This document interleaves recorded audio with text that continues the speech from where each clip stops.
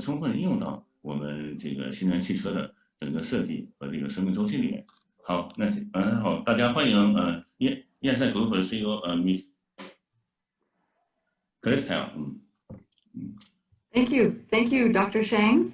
Hi. And thank you for giving us the opportunity to speak at the 2020 World New Energy Vehicle Congress. And I'll be addressing the forum on hybrid twin, on virtual prototyping, and these software solutions that can enhance performance at the vehicle design, manufacturing, and operations level. So let me start with a story. Imagine you're a relatively new player in the world of the automotive supply chain. You make batteries.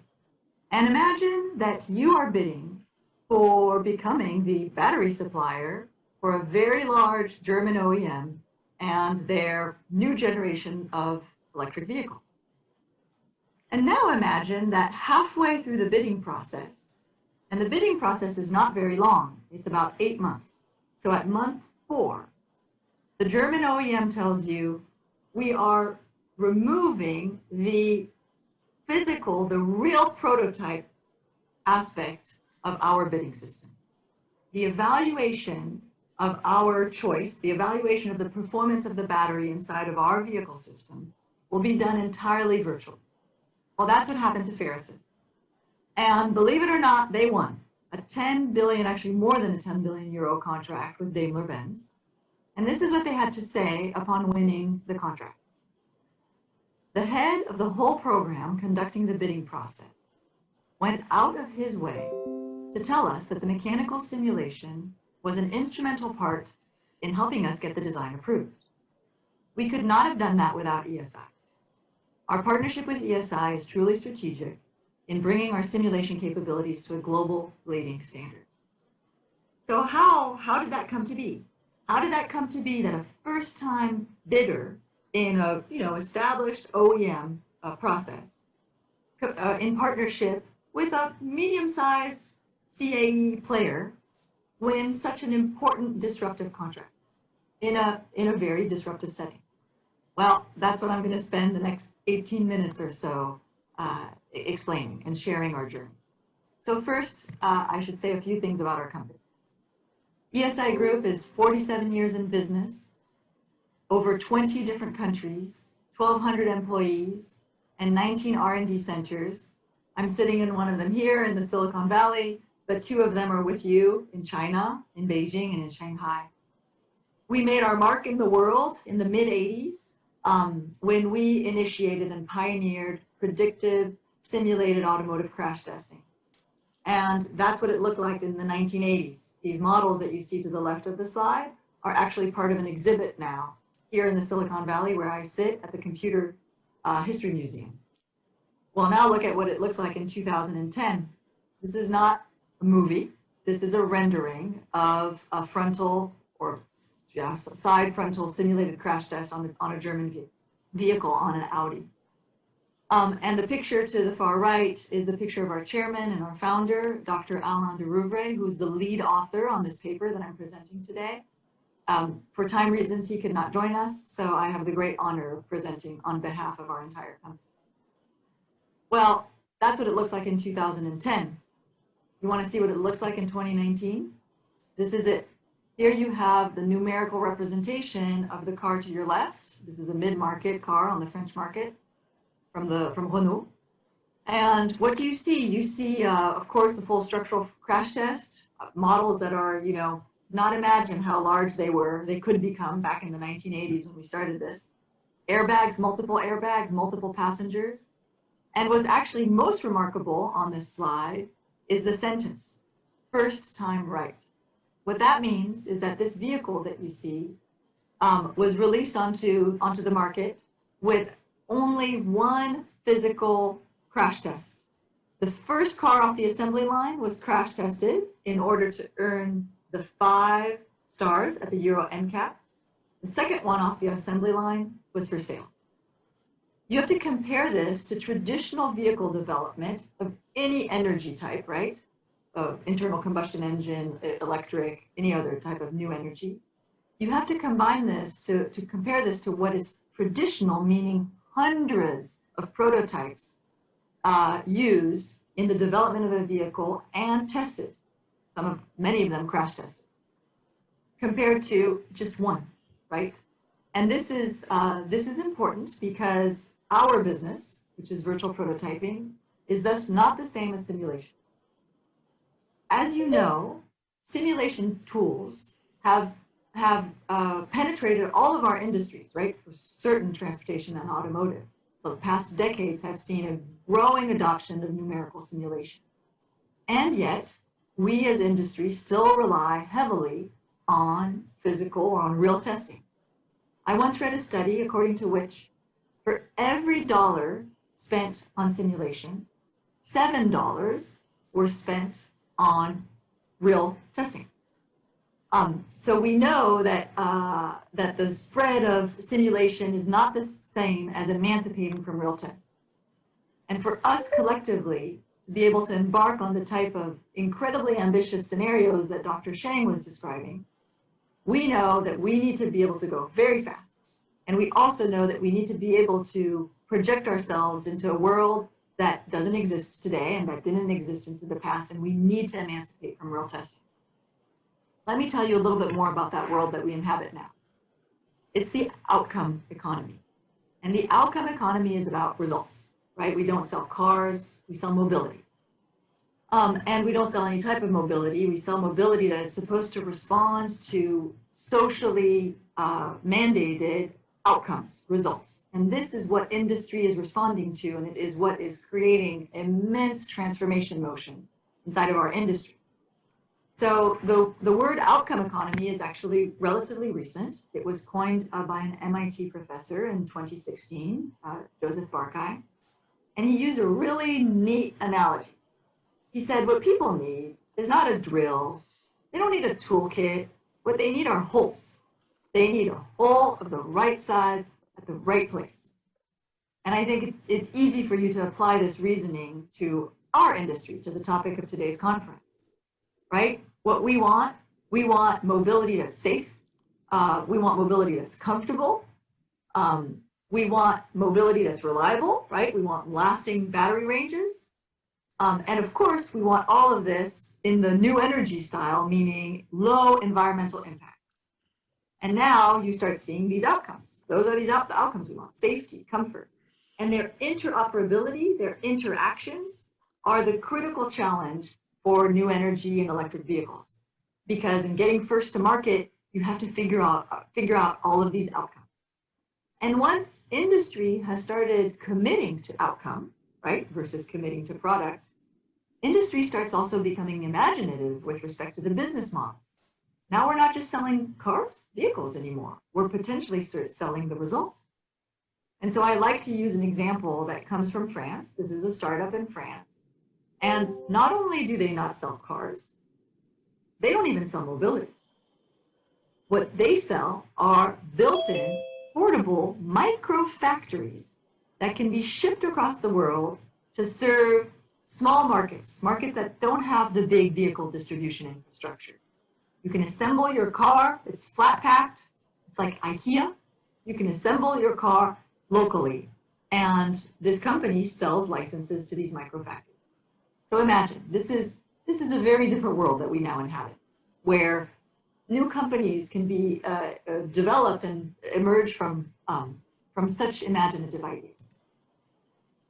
Well, when imagination is unleashed and when we start committing to outcome, this is a paradigm shift, because what we care about now is enabling the lifetime asset performance. So the existing paradigm, the one that ruled industry for the past decades, is the product lifecycle management paradigm.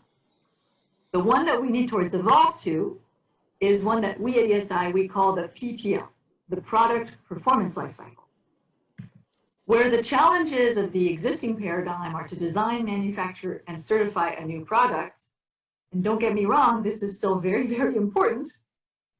The evolution we want is one where we start caring about predicting, assisting, and sustaining the outcome throughout the lifetime of the asset.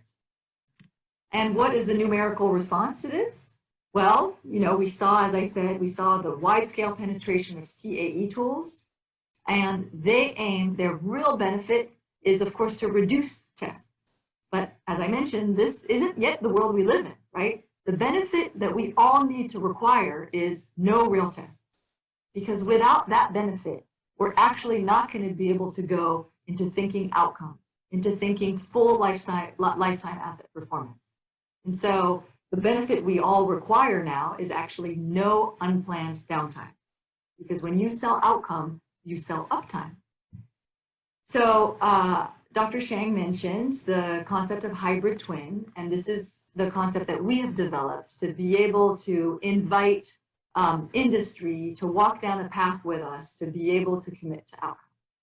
So let me introduce the hybrid twin. As a reminder, it's all about that operational life, right? Away from product into asset and really thinking about the asset and service. The first step is the virtual prototype. The virtual prototype that is realistic and predictive, not the same as simulation, one that really emancipates you totally from real testing. Now, this virtual prototype is a representation of the asset brand new, right off the assembly line. In order for it to start growing up and become relevant for operational life, it needs to be enhanced step by step. First step is to extend it, right? It's about the system. And then immerse it. That was very clear in Dr. Shang's presentation. It's all about the edge, about the environment. Driving a car in a hot environment is not the same as driving it in a cold environment, multiple potholes on the road, multiple vehicles around. When you extend and you immerse a virtual prototype, you are now talking about very large models. And so being able to condense those large models through model order reduction is a critical part. Now, your asset is moving. It's interacting with an environment, and so it ages. The materials that make it up age. They start behaving differently than in the certified tests, right? Operational wear and tear, repair, the way every asset is repaired, makes each and every one of these vehicles different. It's no longer statistics, it's no longer averages, it's actually individual vehicles doing their own thing. And of course, system fault modeling. And now gets the exciting part. You can hybridize these models. So remember, until now you had a physics-based model that was actually quite intelligent and could tell you how it's aging based on how it's interacting with the environment. But you also know that thanks to the Internet of Things, you have all of these sensors. And these sensors are telling you the difference between what you're predicting and what you're observing. That difference is called ignorance. You want to be able to capture that ignorance and make your virtual prototype smarter. Hence the hybridization, the joining of the physics world, the human brain, the cause and effect scientific brain with the pattern brain, what you see in the data. Now, big data, I live in the Silicon Valley, we talk about big data all the time. Well, in industry, data is expensive. So smart data is probably what we're going after, right? We want our algorithms and our machine learning to be based on the minimum viable data. We want the minimum patterns to bridge the gap, to bridge the ignorance, not to be the foundation of everything we learn, but rather the tweak at the margin that helps us be less ignorant, helps these virtual prototypes be even smaller, more predictive. And now you've got a hybrid twin, a real-time, actionable, autonomous and assisted, and human-centric. Now, what do I mean by human-centric? What's very exciting about these hybrid twins is that some of them will live inside the sensors. Some of them will be pure embedded software that makes decisions in a algorithmic type of way. But more often than not, decisions will be human. They will be up here. They will be collaborations of individuals who come together, and enhanced with this digital environment, they will be able to make better decisions. For enabling, here again, industry to commit to outcomes step by step with the art of modeling, which is the predictive and realistic virtual prototype, to the art of decision making, which is the hybrid twin enhanced for human-centric decision. Oftentimes it's easier to understand something with an example, so let me give one. So here you have an embedded piece of software. You see it at the bottom. I'll explain a little bit later, but an embedded piece of software whose sole mission is to optimize between the cooling of the cabin, so the comfort of the passenger, the cooling of the components, that is critical for safety and for performance, right? And then the range of the vehicle, the range of the battery, how far can you go? And this demonstrator piece of software, which is live in a Fiat 500, managed to increase driving range of an electric vehicle by 40%.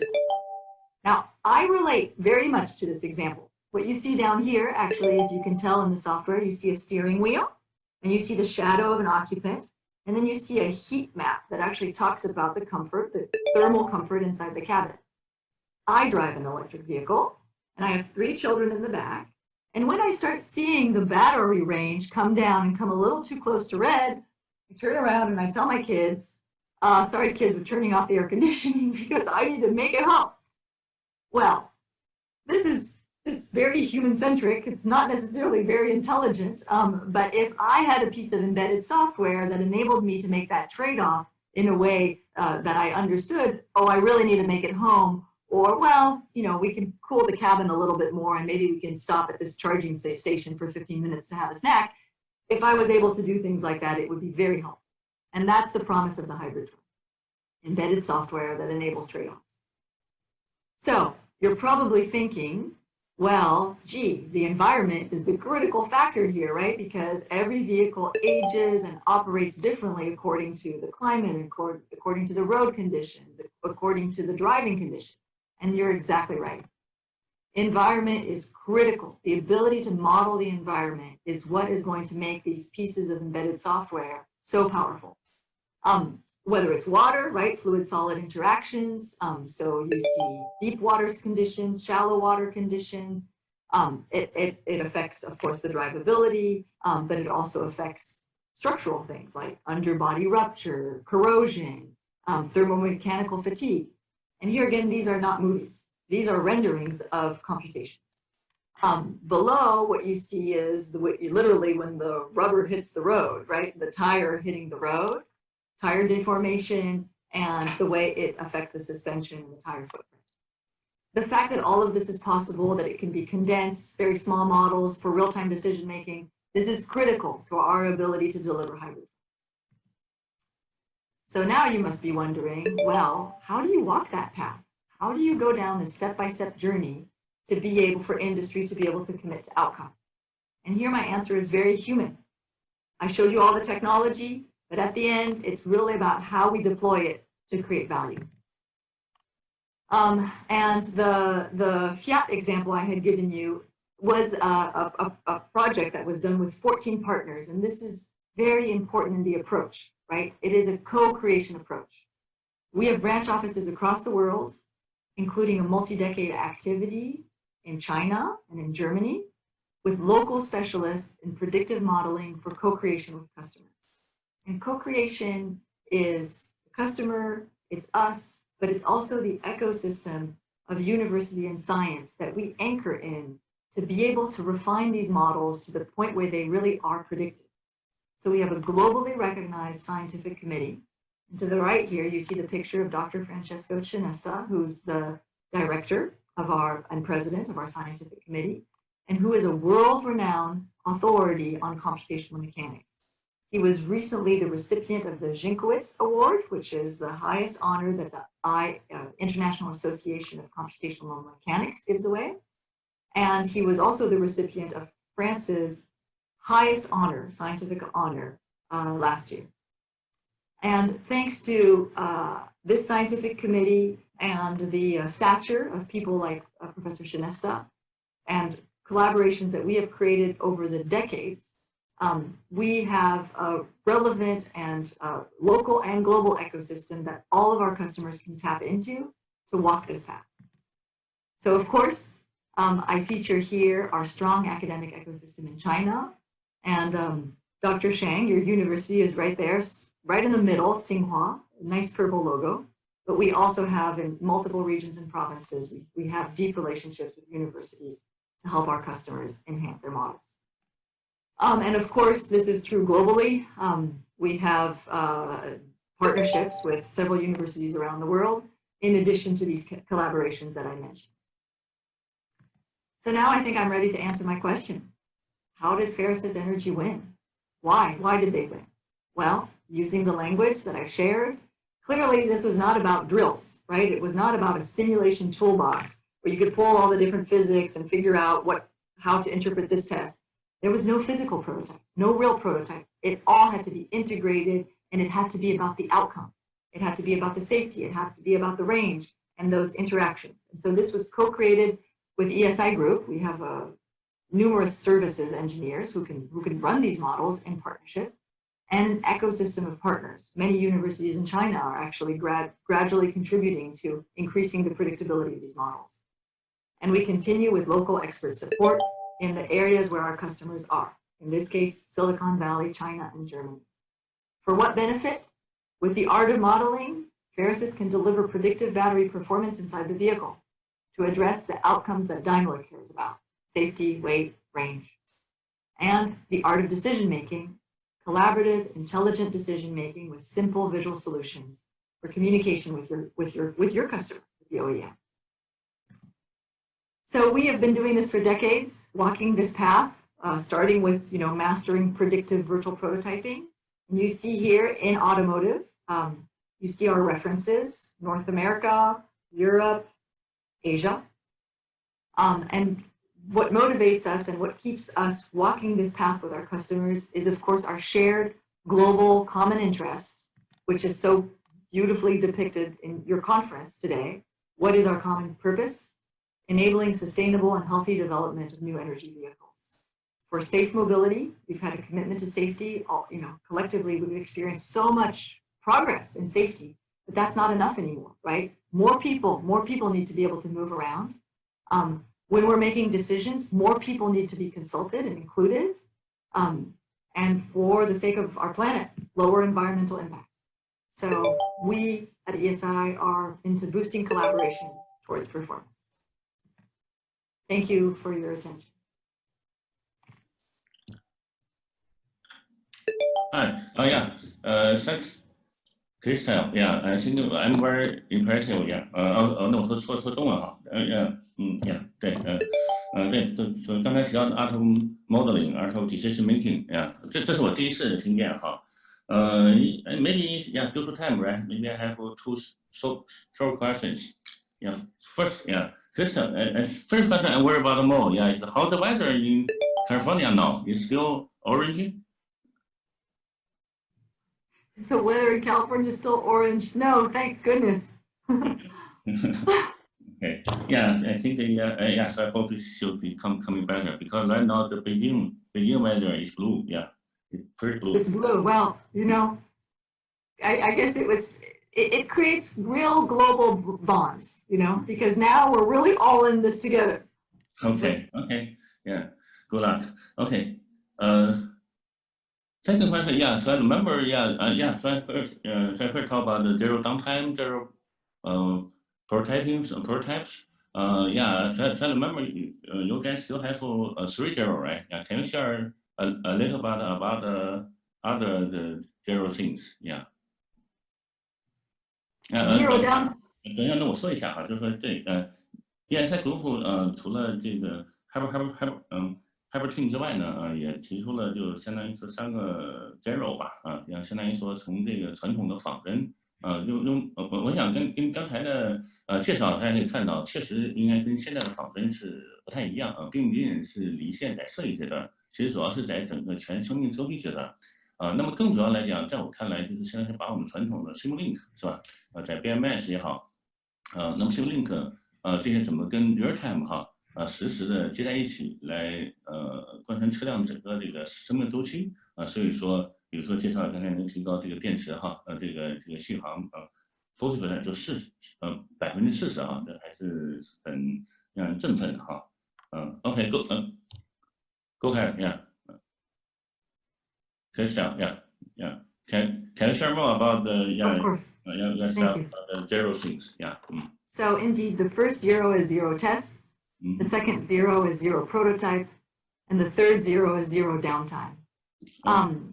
And I think okay, so this is easy to remember. It's always nice to have things that are easy to remember. But in my demonstration of how it is that you take step by step the journey towards the hybrid twin. I think one of the things that really sticks with me is this idea that all the time and effort invested in building realistic and predictive virtual prototypes can then be harvested for the big kahuna, or the big challenge, which is to be able to monitor your outcome, commit to outcome. So instead of having to do, simulation and then have to go do big data to get yourself a digital twin, and in some ways they're not really connected, you can have a journey that benefits you throughout the whole cycle, and that starts from what you already know, right? The human brain. I mean, we're a scientific species. The reason we have simulation tools is because we have science, because we have models that predict how objects perform, right? And so you can use that human brain and you can enhance it gradually so that it's becoming more knowledgeable. The things that it was wrong about, the prediction it was making that turned out to be wrong because you have the sensor data that tells you, it learns. It learns by enhancing its human brain with the patterns from the empirical pattern recognition. So you can use smart data, very little amounts of data, not necessarily huge amounts of data, and that is, I think, it's in line with how human societies have really improved over time. They've improved through the scientific method. Okay, yeah, thank you very much. Yeah, 因为时间关系啊，那么今天就提问就到这里啊。那再次感谢哈，再看跟 ESI Group CEO and ESI Group 分享他们的观点和对行业的认识啊多谢，好谢谢。那好，我们